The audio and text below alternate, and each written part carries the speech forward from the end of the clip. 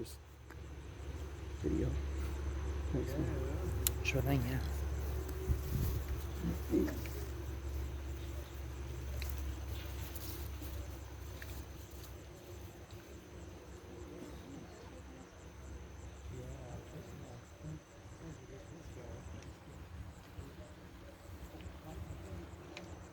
We did, we met. Hey, Beth. I can see you, but there's no picture. Okay, there you are.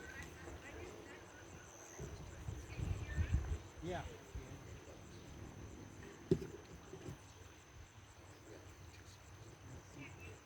I can hear you. Can you hear me?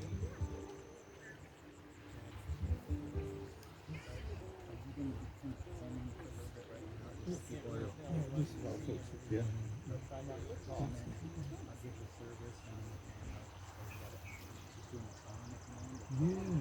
Well, we're doing 2 songs. Just one, but I can pull one off the cuff if you need it. She's going to do one before the service. Before, okay. And then I'll give the kind of ceremony.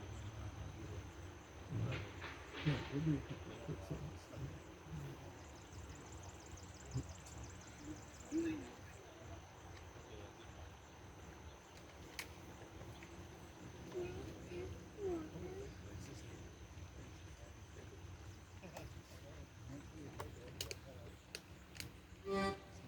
So Mike and I are gonna just sort of do the warm-up, I guess you could say. Songs that Bob either sang or really liked a lot. Yeah. So we're good? Okay. Oh, yeah. Really?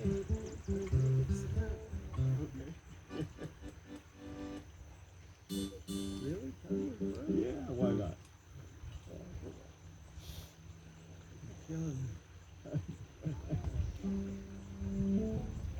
How about?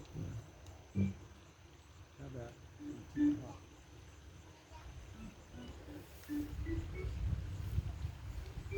Hip hop song.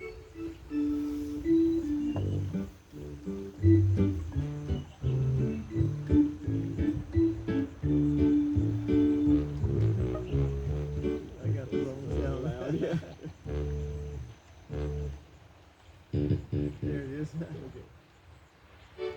Oh no, not that. There it is. Okay. Yeah, too many buttons. That's right.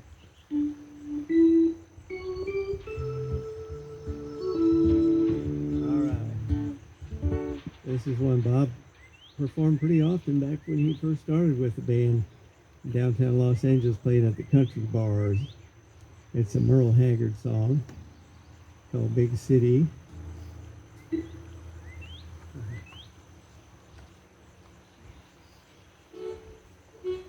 Hey.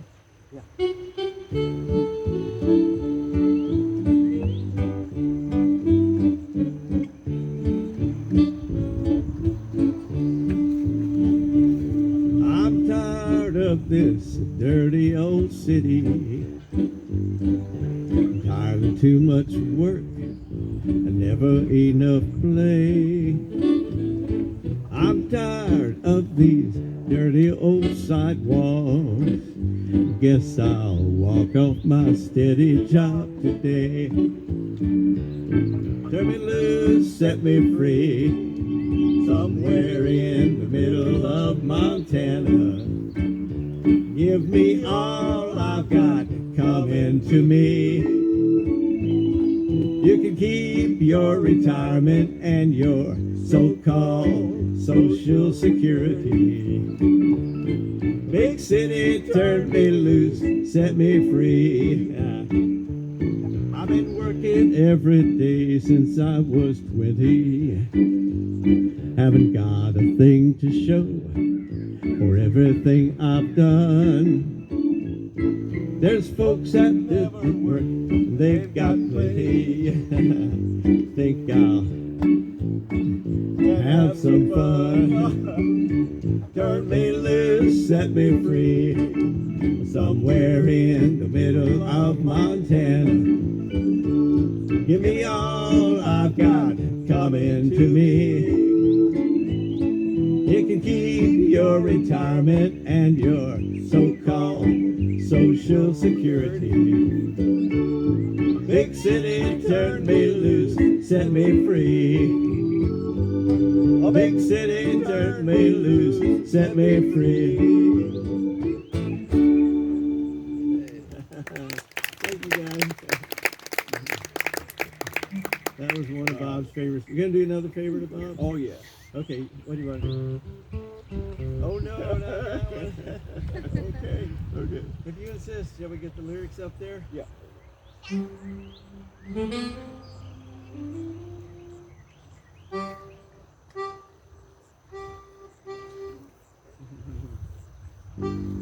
See, a few years ago, we didn't have to do this. You could actually remember the lyrics.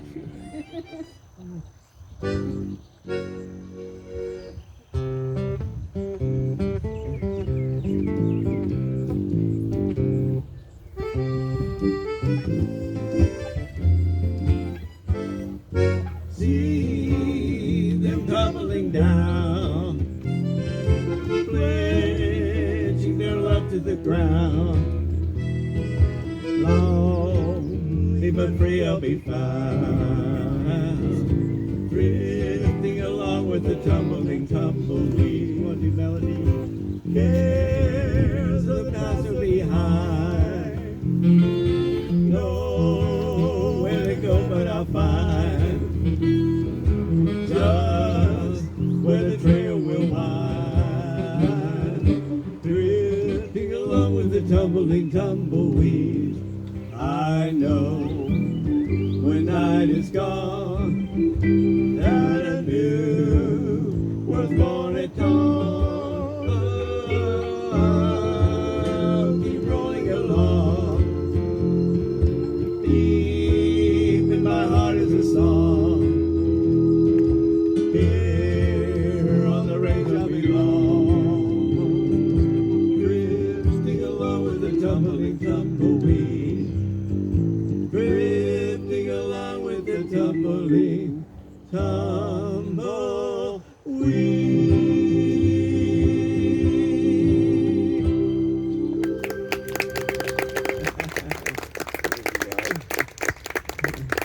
Sons of the Pioneers here. And now another one Bob always insisted on doing. Are we ready to move on? Okay, we're ready to move on with the ceremony.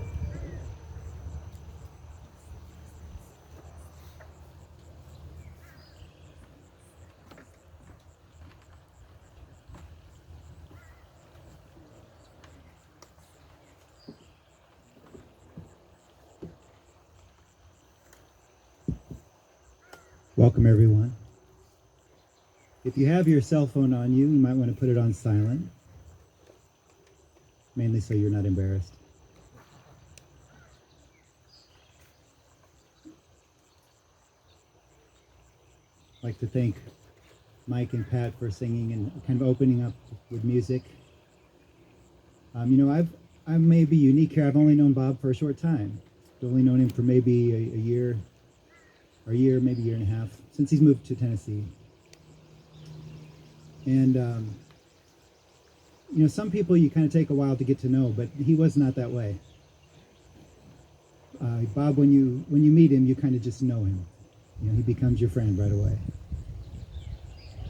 He was a little bit odd to come to Nashville. Most musicians come to Nashville looking for work. He came to Nashville to create work.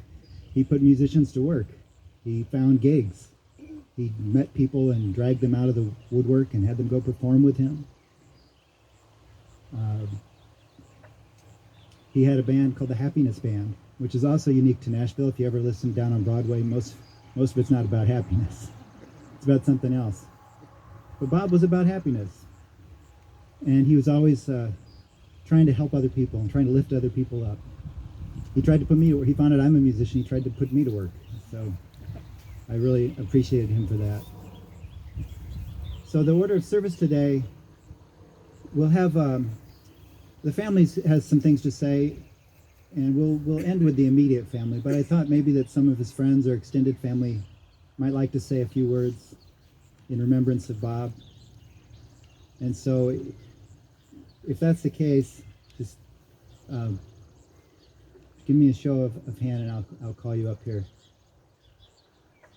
John.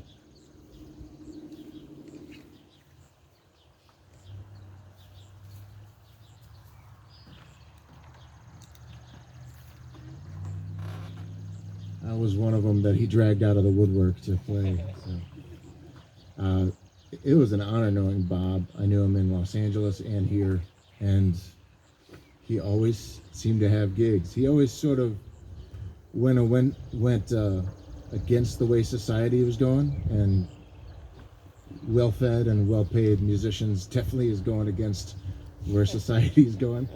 So I'm really thankful that Bob was around, and he was so insouciant and happy.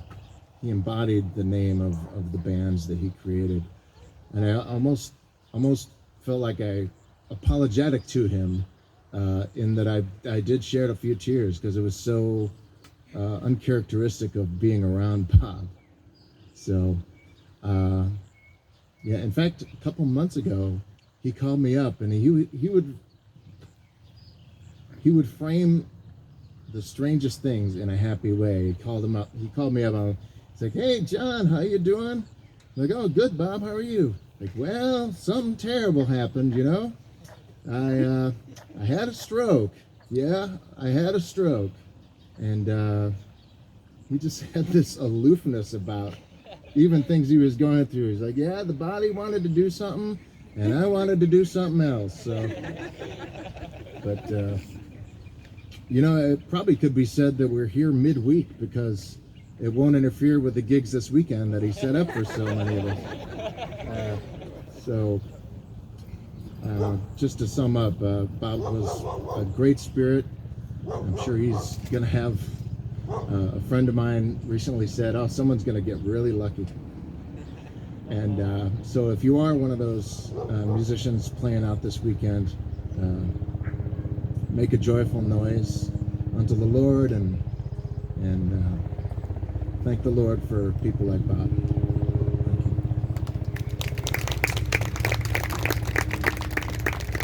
Thank you. Would you like to be next?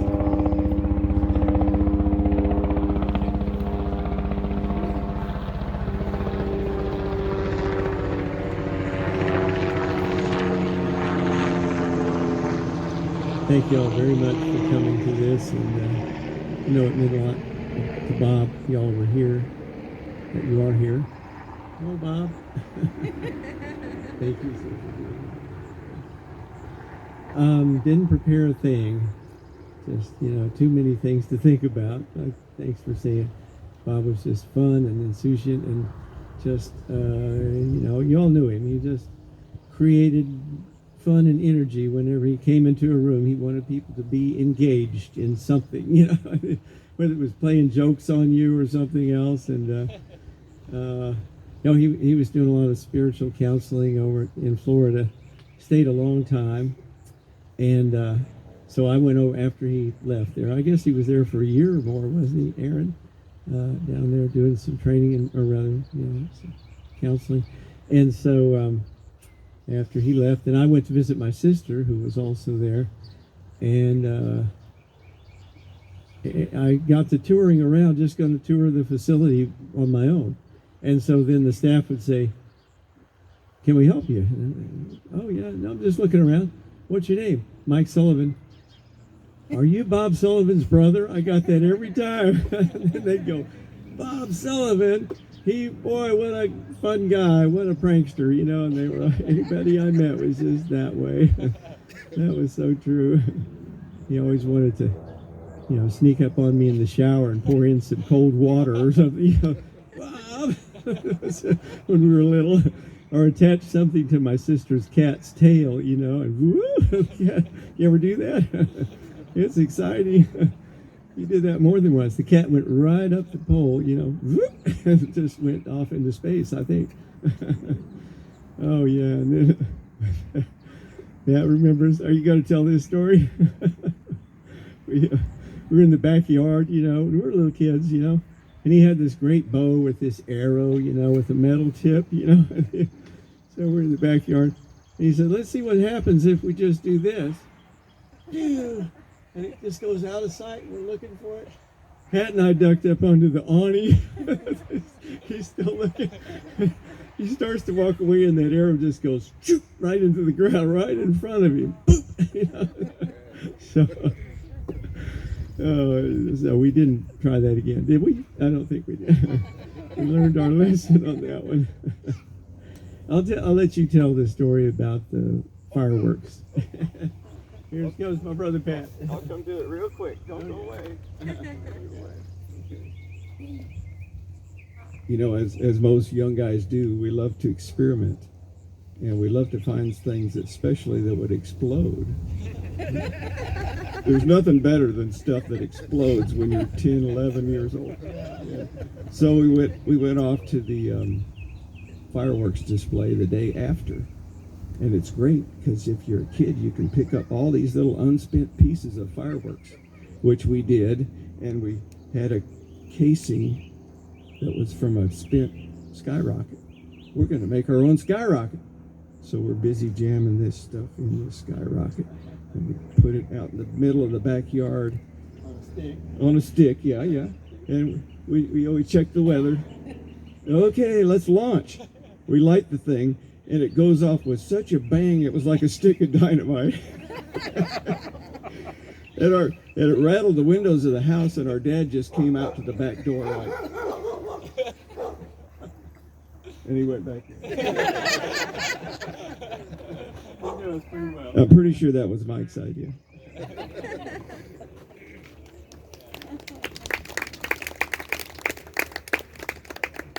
Anyone else like to say a few words, Kevin?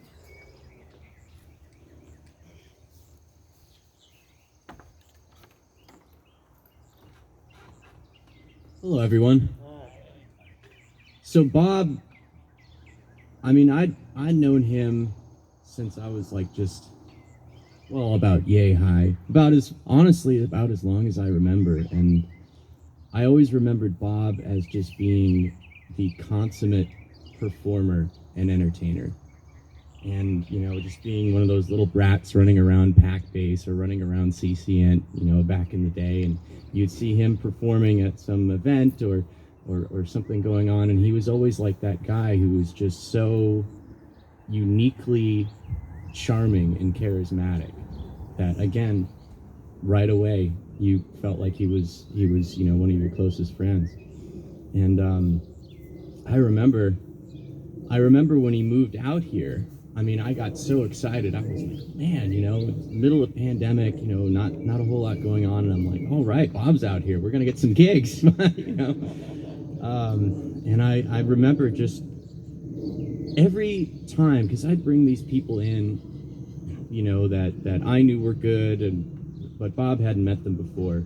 And they'd, have various backgrounds, various things going on. And I remember this one time, there was a musician that I had recommended for a show, and she came in to rehearsal, and she was just absolutely just in the worst possible mood, tons of stuff going on, way too much stuff on her plate to really do the show. But we got together, we did the rehearsal, and obviously was very, I think it took her about like an hour of just being in Bob's presence to just sort of calm down and be like, okay, I'm going to be able to do this. So a couple days passed, we do the gig, and they loved us so much that they hired us again. So yeah, again, Bob, that was his special ability, was just right on. It didn't matter what you were going through, you'd spend about an hour or two with him, you'd feel a little better. So that's about it. Yeah. Let's hear it for Bob.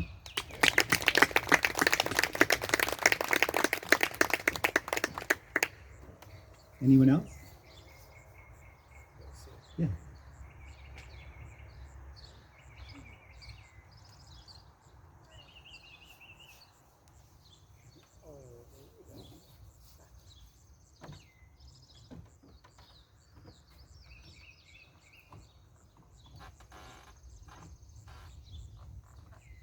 just wrote a couple notes this morning, so if you don't mind, I'm gonna look at my phone.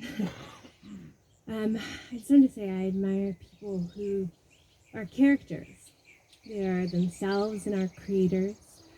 And Bob Sullivan was such a creator and such a character. And in this way, he was always full of humor and had a tall tale to say. And as a kid, he would always, before I left, I would always be at the Sullivan's house playing or watching Jesse when he was little, or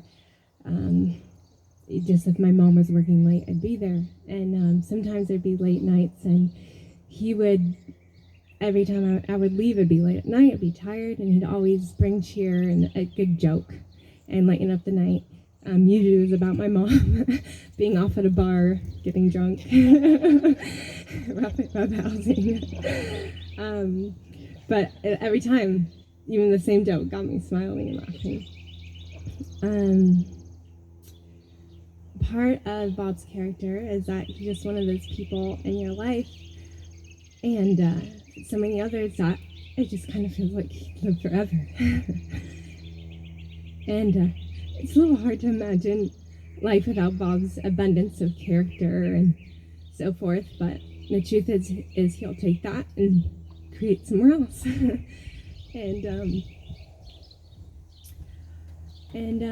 I was going to say, and maybe move on somewhere, maybe somewhere over a rainbow and create something spectacular there.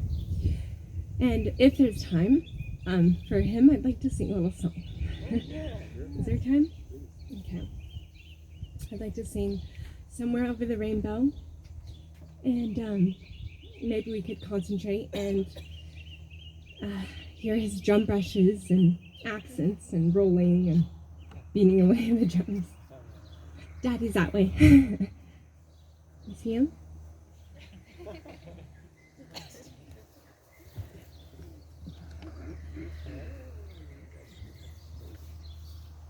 Somewhere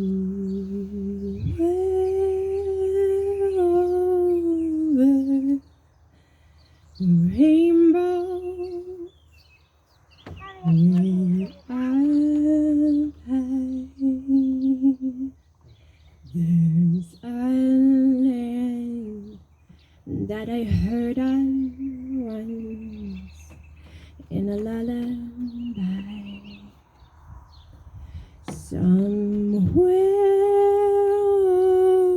over that rainbow, skies are blue, and the dreams that you dare to dream really do come true. Someday I'll wish upon a star, but wake up where the clouds are far behind me, where troubles melt like lemon drops away above those chimney tops. That's where you'll find me. Somewhere over the rainbow, bluebirds fly. Birds fly over the rainbow. I don't know why can't I? If happy little bluebirds fly beyond the rainbow, I can't.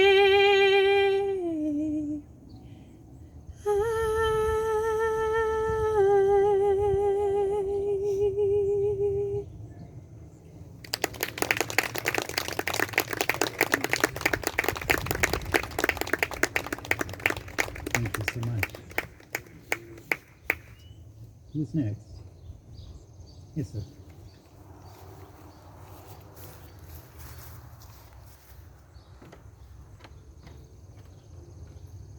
My name is Ken Oswick. I'm sure none of you know me, sort of the new kid on the block. And I was so happy to have met Bob. What a wonderful spirit he had. And he had a gig for me that was so characteristic of the sort of outside the box kind of guy he was. One day he called me up and he said, I've got a very unusual gig for you. You have to dress like a dinosaur for for for a wedding reception, and when the couple comes out, you need to play the theme to Jurassic Park. I think that's about says it all. No, I worked at Opryland for 17 years. I did about every show out there.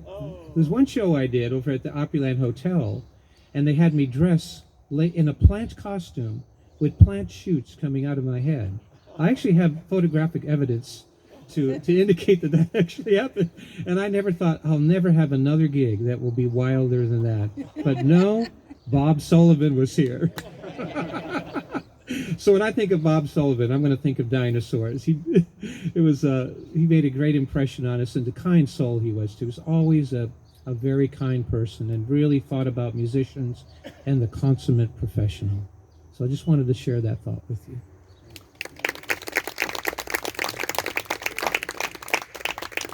Anyone else? Randy?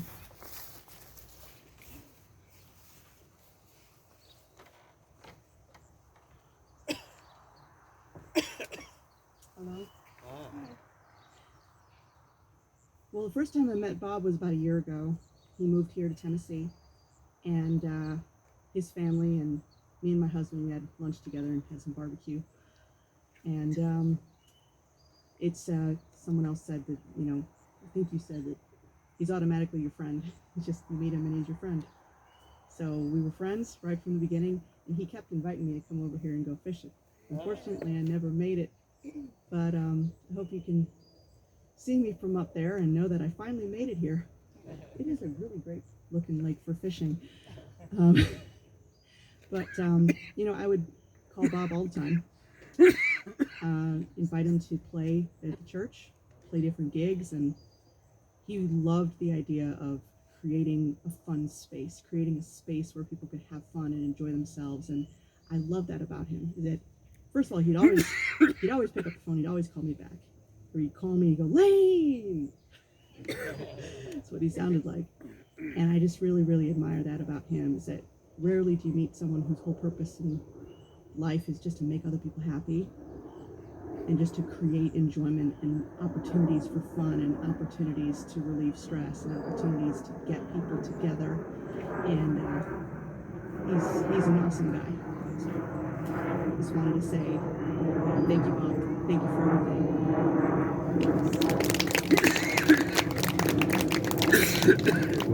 Rarely do you meet someone who just calls you back. Who'd like to go next? Yes, ma'am.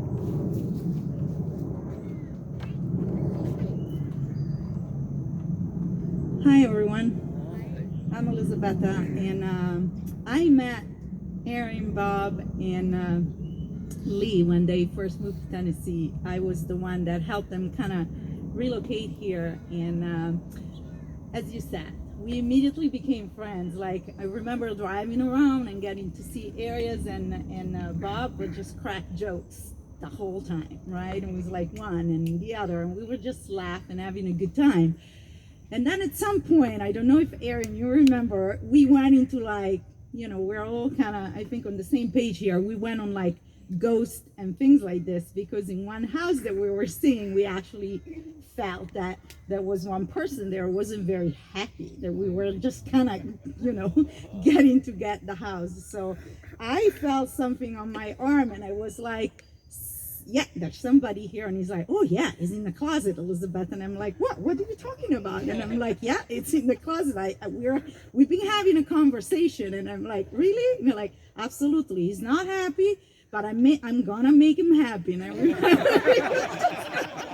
try tried to convince him that it was going to be, a good takeover, like you guys, with the family. And then, unfortunately, it wasn't the right house there. And then, this house came about. But I just wanted to say that I immediately felt a friend of him and his family. You guys welcomed me with open arms. Had me here for the barbecue a little while ago, and I actually remember talking to my husband because I picked it up that something was not okay with him, with his body, and and I think we had a little bit of a conversation, like in space about it.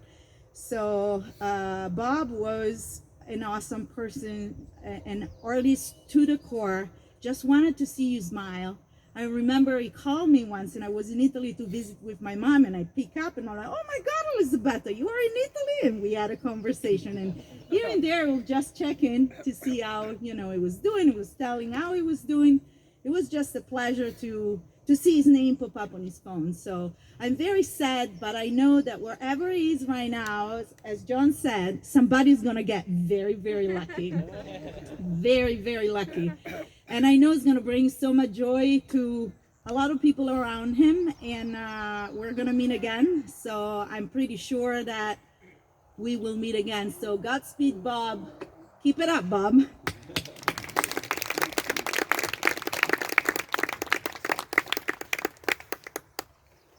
At this time, I would like to go to the immediate family, and we'll start with Jesse.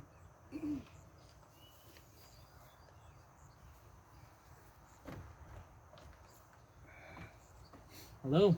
Thank you so much for coming. Bob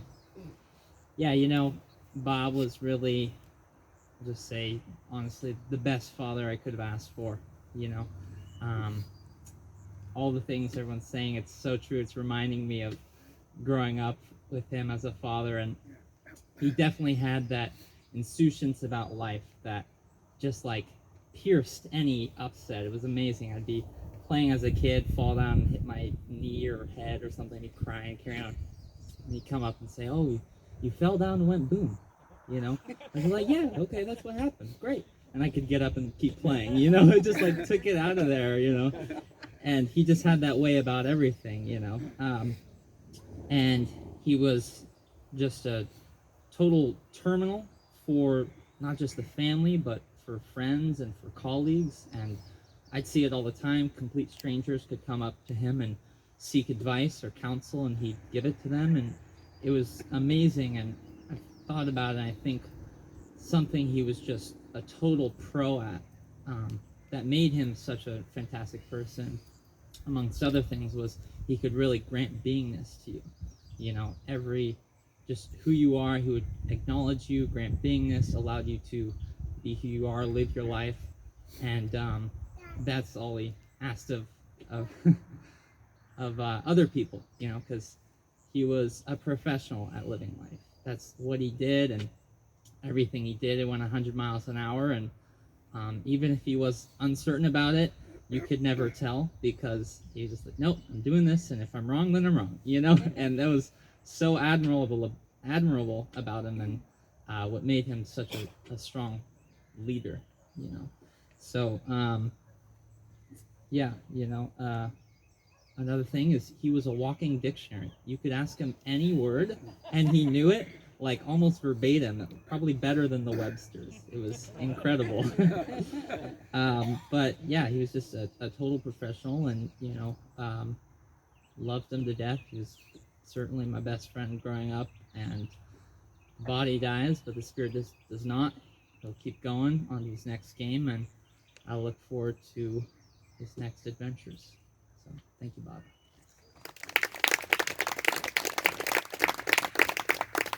Lee?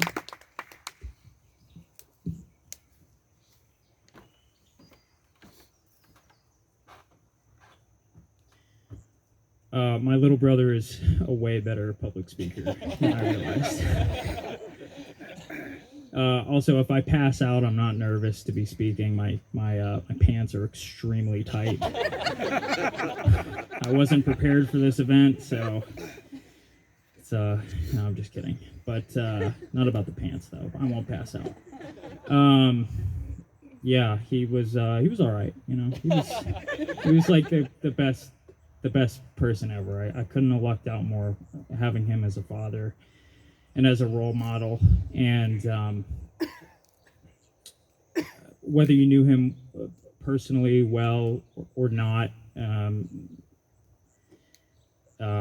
you've heard a lot about what a great person he was throughout his life, and it's absolutely all true. I wanted to mention something about the end of his life, about the last month or so. It was really profound witnessing it. He spent the last month in the hospital, outliving every prognosis. I mean, he outlived every prognosis by decades, but even within the last month, you know, they'd say like a couple days, no way. He kept going.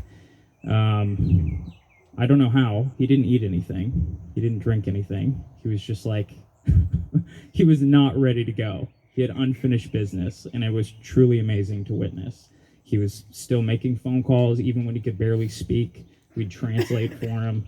And I think a really beautiful thing that I wanted to share that I witnessed was him forgiving people he had falling outs with, and even outright grudges or hatred towards. He forgave them at the end of his life, and it was profound.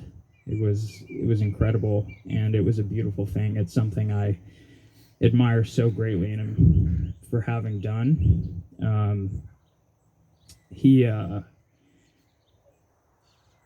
A woman I had witnessed him have disagreements with in business over the years. He called and told he loved her and reduced her to tears, and I thought that was the coolest thing I'd ever heard. Call your enemy up on the phone and make them cry. That's pretty cool. I'm gonna try it sometime, but it was really beautiful, and I think that also speaks to the person he was, because that was, as old as he was. Ken, also, he would have liked your comment about when you think of dinosaurs, you think of him. But as old as he was, he still learned that lesson and shared that lesson with myself and my family. So I wanted to share it with you too. Was the amount of release and weight lifted when he did that. But he was. I'm rambling. I didn't prepare any of this, so I'm just talking. But he was an amazing father. He was an amazing friend. He was an amazing husband. Great musician, businessman. I can't say enough good things about him. He's going to be really missed. Yeah, I loved him so much. So thank you all for being here. And now I'm going to sing Somewhere Over the Rainbow. No, I'm just kidding. Thank you for being here.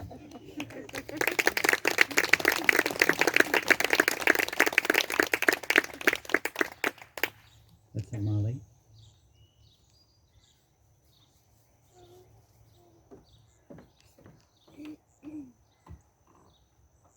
Hello.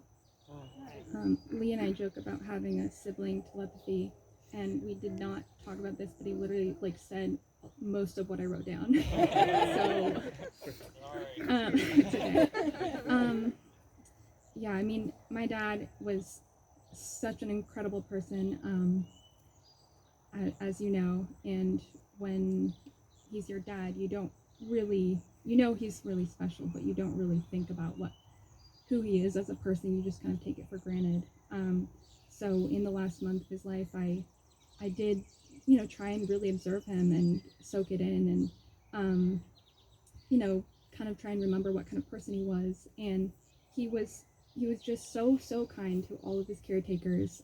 He called them all saints and angels, and it was amazing because he would connect with a nurse after just knowing them for a couple hours, and they'd open up to him, which was really touching. And then, as Lee said, he still, I think you mentioned this, he was still working like mad, even when he could barely talk. He'd have us translate. He loved what he did so much. He loved getting gigs for musicians. and he wanted to make sure that everyone was taken care of and his businesses were turned over. And it was really inspiring. And most of all, he made us all laugh so much. He would make jokes nonstop, even in the hospital. It was a lot of fun. He made everyone laugh. And he was so full of wisdom that I tried to take it upon myself to like jot down little gems that I heard him say.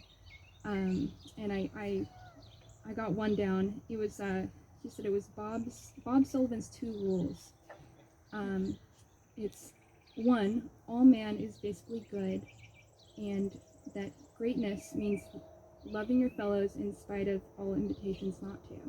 And 2, if you're yelling at an asshole and they don't know what you're saying, yell louder.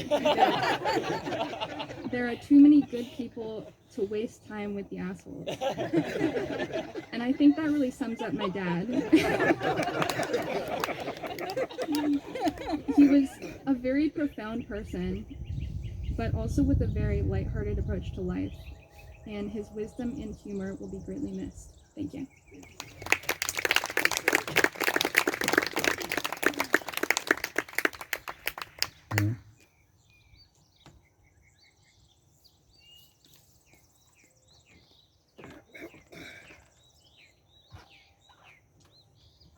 Thank you all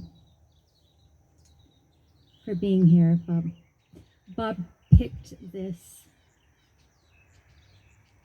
way to have his memorial service. He was very definite and clear about wanting it at the pond, like Bob. That's our name for it. Anyway, my children read my notes. Apparently.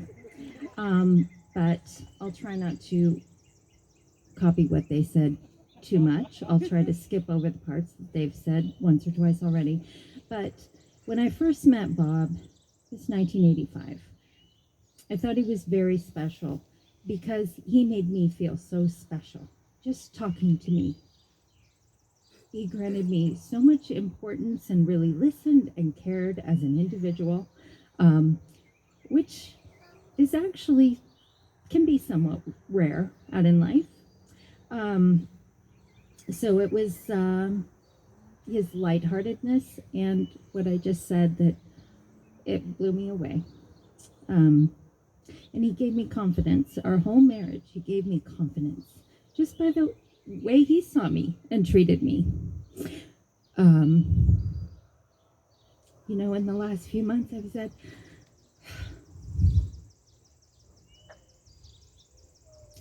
tell me what to do.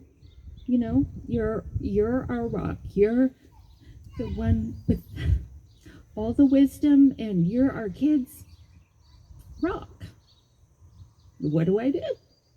And he said, you know what to do. You don't need me to tell you. You know what to do. And I do. In most moments I do. But he was solid. He was safe. He gave the best advice to all of us. And just like Jesse stole from my notes, he could define any word you could throw at him. Bob and I like to watch the evening news, even though it's full of bad news and twisted to make it even seem worse. We enjoyed watching that half hour together. We'd both get mad and we'd stop and I'd say, what is he talking about? He knew all current events, he knew history, and he could break it down and explain it so that anyone could see through it and understand it.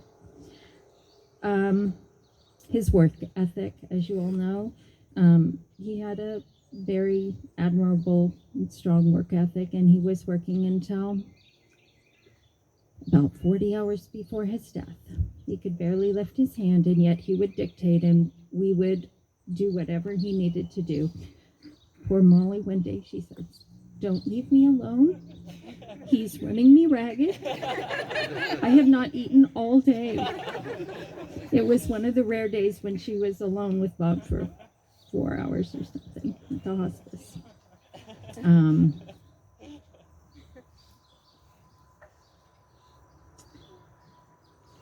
That's really all I have. So Thank you. We have an incredible family, and I know we've all learned so much from Bob, and he set such a great example that we'll all be fine, Bob. You go forth and be happy.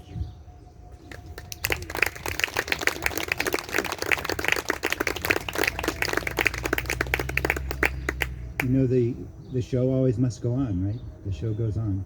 And here the show goes on today as scripted by Bob. He chose the place, he chose the time, and he chose the elements of the event.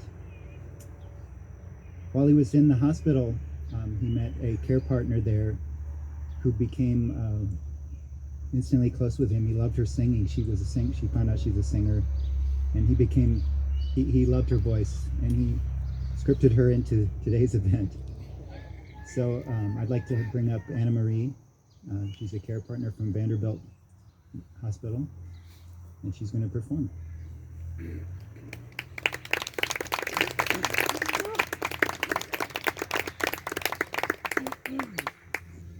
Wow. And we're neighbors. That's amazing. We just live right across this pond. So I was in Bob's room the very first day that I met him. And, you know, it was one of those situations where you're very quiet and you just take care of him. We're trying to make him comfortable. And the nurse that was in there with me outed me. Said, "Oh, you're a musician. Anna's a singer." Okay, cool. It's like, what, 7:30 in the morning, and these vocal cords are not ready yet.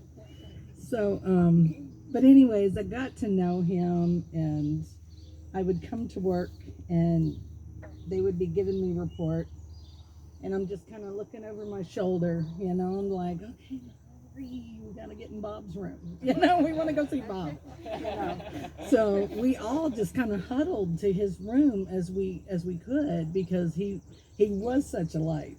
And oh my God, cuss! I loved him. He helped us, because, you know, healthcare is frustrating, y'all. I'm just telling you. But I would go in his room and he would just be like, "Hey kid, there's my kid, and just adopted me in. And that's what I feel called to do, taking care of people. And I'm so glad y'all called on me. Sorry, my allergies are acting up a little bit. I'm going to try and push through this song. This is one of the last songs I sang to him and you. It was just the two of you in the room. And he requested, or you requested, Forever and Ever Amen by Randy Travis. Forgive me, I can't sing like Randy Travis, but I will do my best. And this is my husband, Lenny, y'all. I told Bob all about him too. All right, so let's get to the words. Okay. You ready? All right.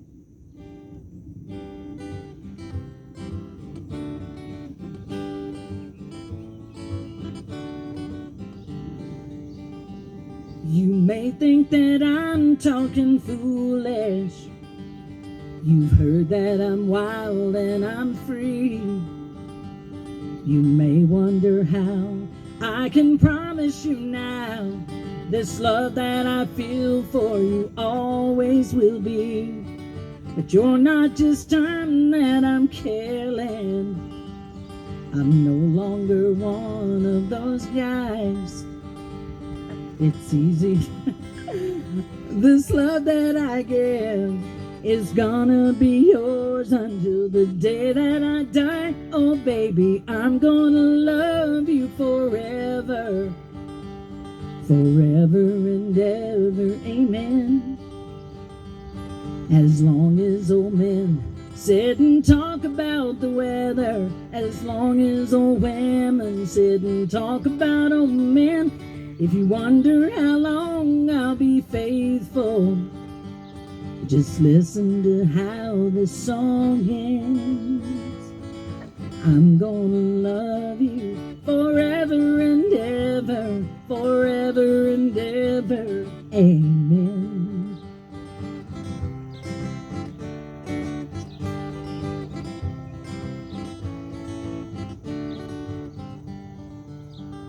They say time takes its toll on a body, makes a young girl's brown hair turn gray.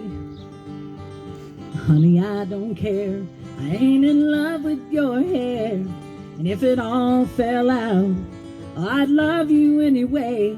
They say time takes its toll on a memory, makes people forget things they knew. It's easy to see, it's happening to me.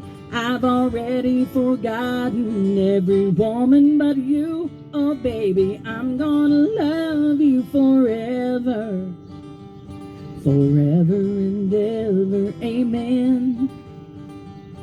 As long as old men sit and talk about the weather, as long as old women sit and talk about old men. If you wonder how long I'll be faithful, just listen to how the song ends. I'm gonna love you forever and ever, forever and ever, amen. I'm gonna love you forever and ever, forever and ever, forever and ever, forever and ever, amen.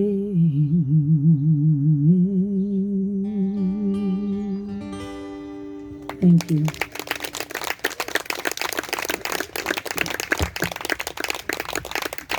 Thank you.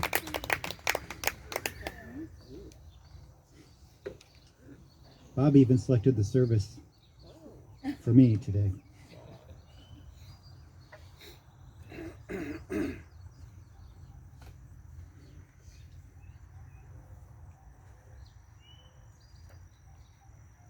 And I don't think I mentioned, but I'm the minister at his church here in Nashville, the Scientology Church and Celebrity Center. I'm sure he would love to have you all come visit at some time.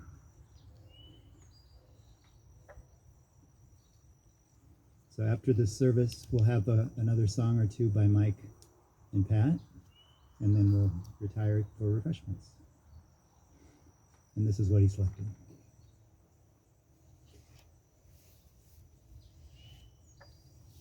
Our loss is gain in other times.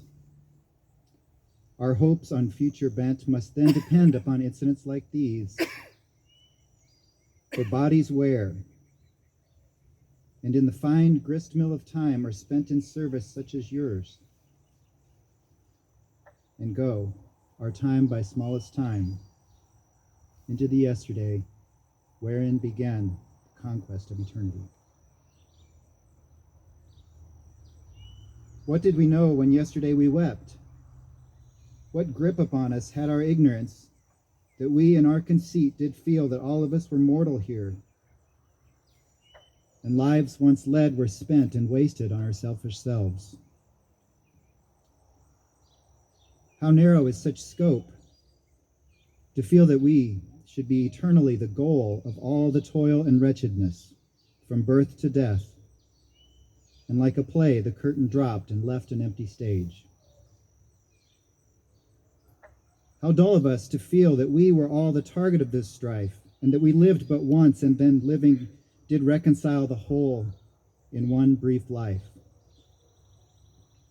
Oh no, a wider drama here was planned and staged, and we, with narrowness of mind, did overlook the plan.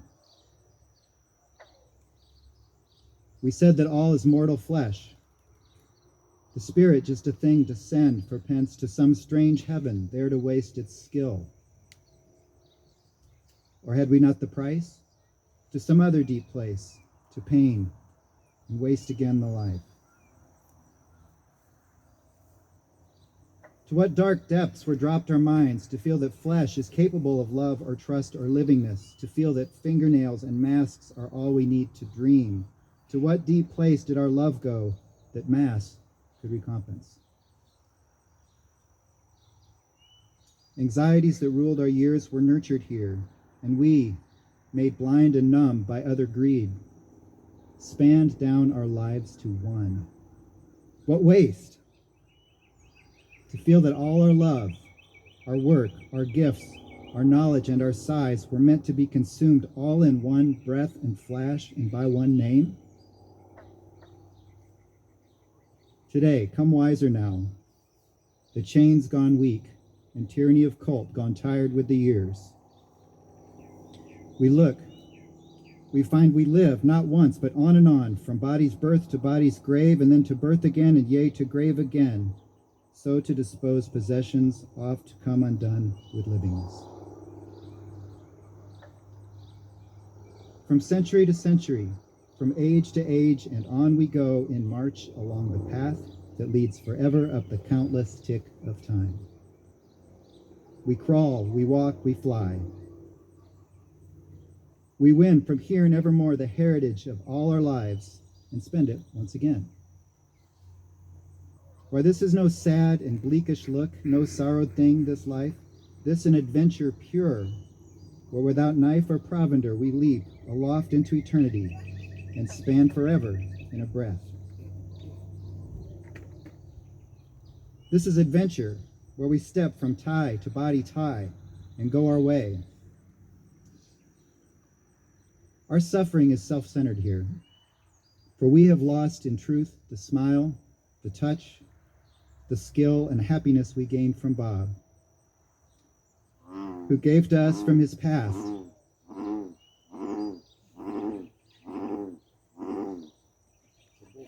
Thank you.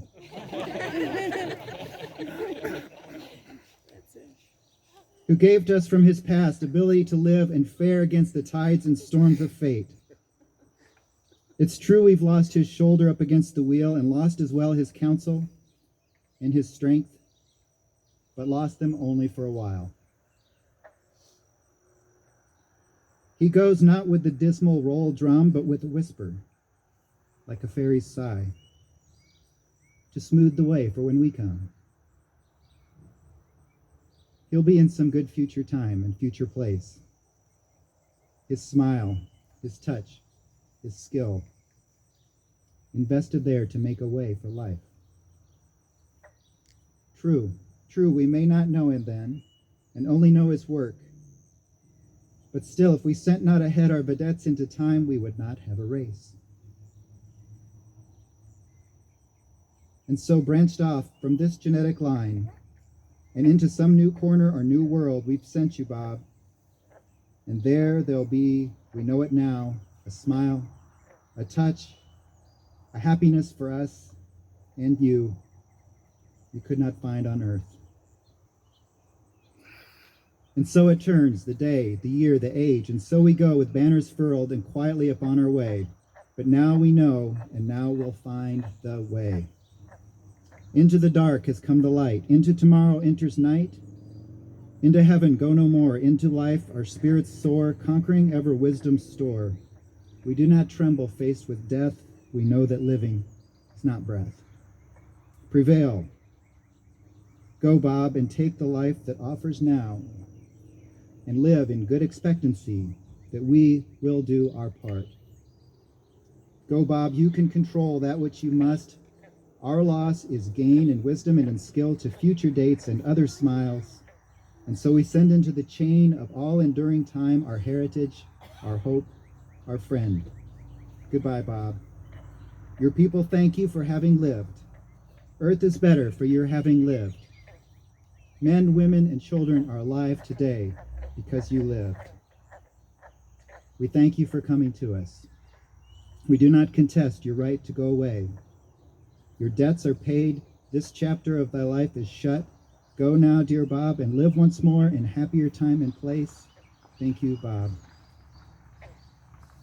All now here, lift up your eyes and say to him goodbye. Goodbye. Goodbye. Lift up your eyes and say to him goodbye. Goodbye, goodbye, Bob. Goodbye, our dear friend, goodbye. We'll miss you, you know. The body has been drawn away, consumed to ashes and to dust, in earthly and in cleanly fire, to be no more, no more. And that is done. Come, friends, he is all right, and he is gone. We have our work to do, and he has his. He will be welcome there, to man. like to have Mike and Pat come and sing the closing songs.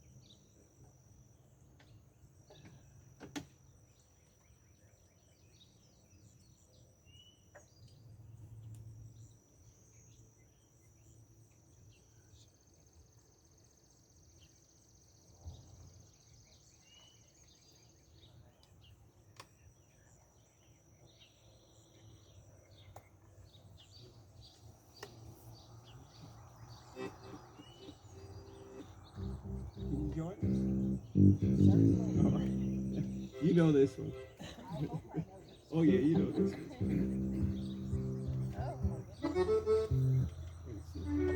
Yeah.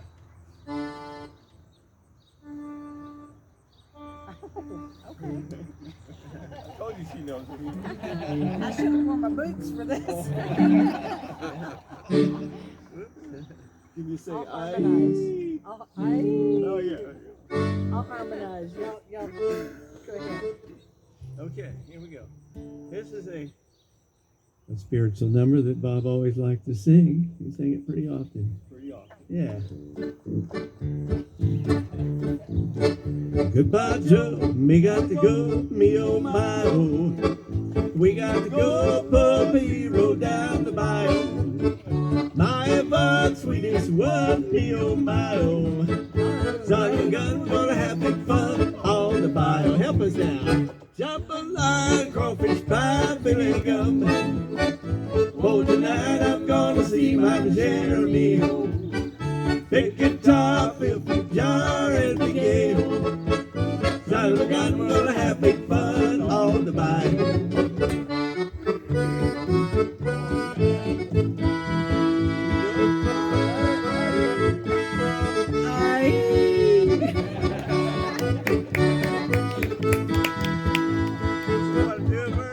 Oh no, they didn't. Thibodeau, Fontenot, the place is buzzing. Ken folks come to see him all by the dozen. Dressing stock, go hog wild, me oh my oh. Son of a gun, we're gonna have big fun on the bayou. Jambalaya, crawfish pie, filling gumbo, nice. For tonight I'm gonna see my Jeremy home. Big guitar, fill fruit jar, and we go. Son of a gun, we're gonna have big fun on the bayou. Turn around. Well, son of a gun, we're gonna have big fun on the bayou.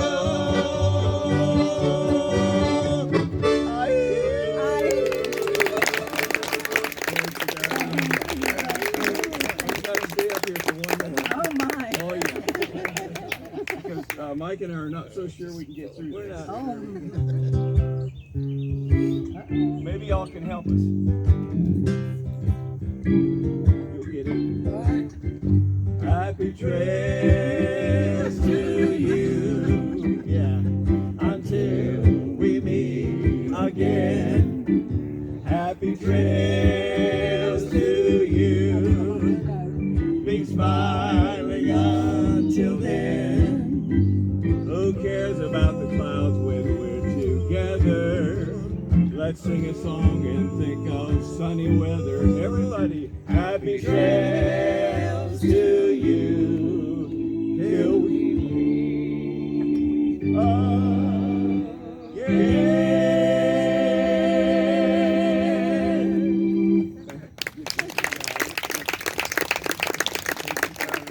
Join us up at the house for refreshments and some time together.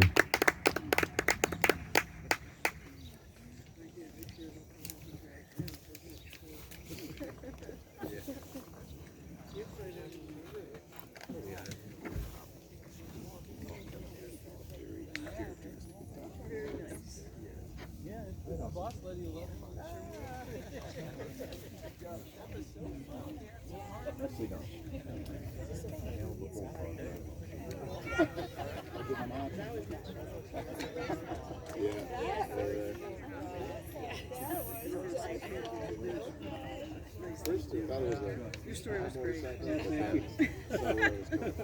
I'll always remember Bob for that.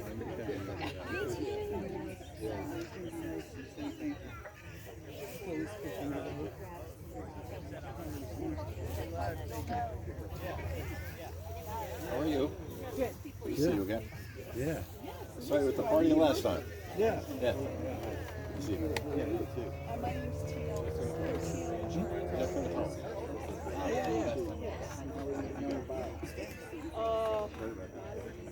You knew Bob.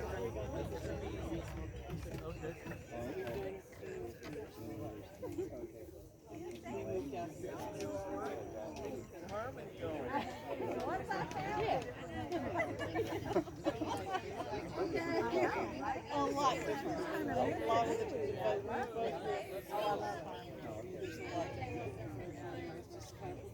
Yeah, we're used to mosquitoes. yeah, we're used to, unfortunately. Used to what? Used to mosquitoes. Oh, yeah. Yeah, my Spartan mosquito eradicator, which I think I may have told you about. The little tube thing, no poison, no nothing. Oh, yeah? This liquid inside, the mosquitoes shoot it, goes up in their belly, you wipe out the whole breeding population. No mosquitoes. Spartan mosquito eradicator. We are going to that tonight before going to bed. Online, read about it. That's one of the things I missed about online. Yeah. That's one thing I do Yeah, miss. I agree. I used to keep my screen door open so a bug would fly into the cat, but Right, yeah. they wouldn't. Anyway, good to see you. Good to see you both again. Yeah, you too.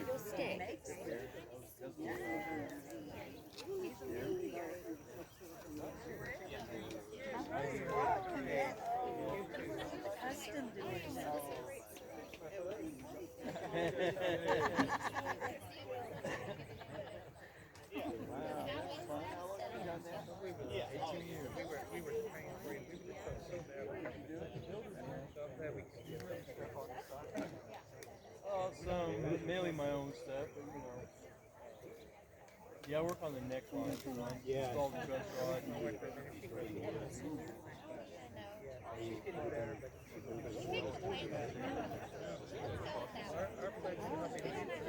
Can I get another picture? All the three of us? I'm gonna send it to Kat. The nylon, yeah, I don't know. This style. You sure want me to say hello to you? That's what mine is. Only it's still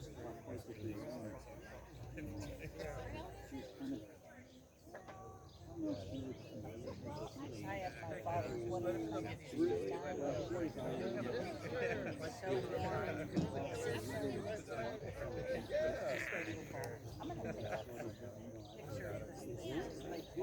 Yes. No, she really kept that as a valuable part of her activity. Really connect. Put a good face on Scientology is all she could say other than being all pretty much. Just get out there and put a good face on. Yeah.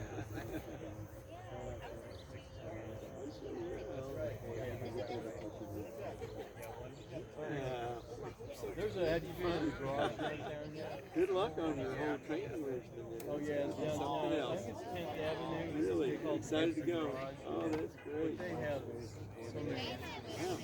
Are you going to do the whole thing? Just like they do? I have to check that out. I don't mean to be dancing around here. No, She's hoping to be, we're done by the end of this year. Yeah. When they came on and they added on the MP3 and all that. And then I never turned out. that was all I know how that moving gear is.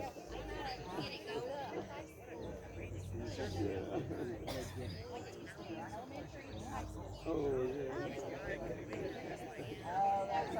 yeah. She was so good before at being able to handle stuff, within Scientology, particularly within the org, people would come to her. What do we do about this? Every day, they probably do that with you. What do we do about this? Yeah. We got this guy out here that,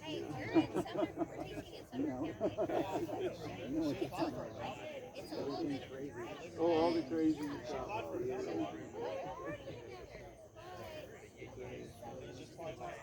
Oh, yes. That was really nice. Thanks so much for doing this. Oh, we trade off, yeah. Yeah. So what we trade is hard to tell. That's right. Sometimes you accidentally get on each other's party, which I did. But it worked out because he knows where to sing. You're obviously a singer. Well, I'm a player more. Oh my gosh, what instrument? You like banjo? Wow. You didn't happen to bring one with you? Oh, man, you should have told us to bring one. What was that called?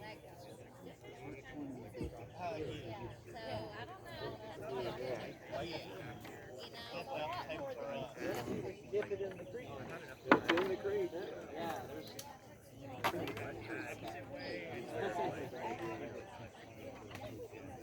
thought about trying to. That was a great choice. Oh, you think? Oh, yeah.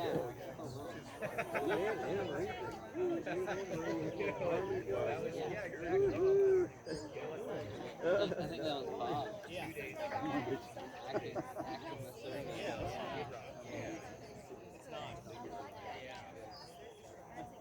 They got a little basic looking head, and I'm like, okay, yeah. Stay around? Yeah. Oh, yeah. Instead of speaking.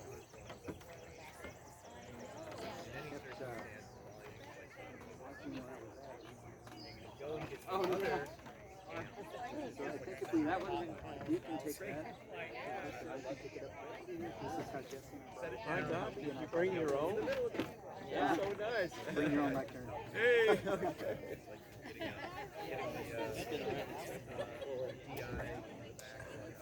Set it up. Stay down. I feel like completely. I flew the entire show. She flew 6 times. And you can tell because like they were running.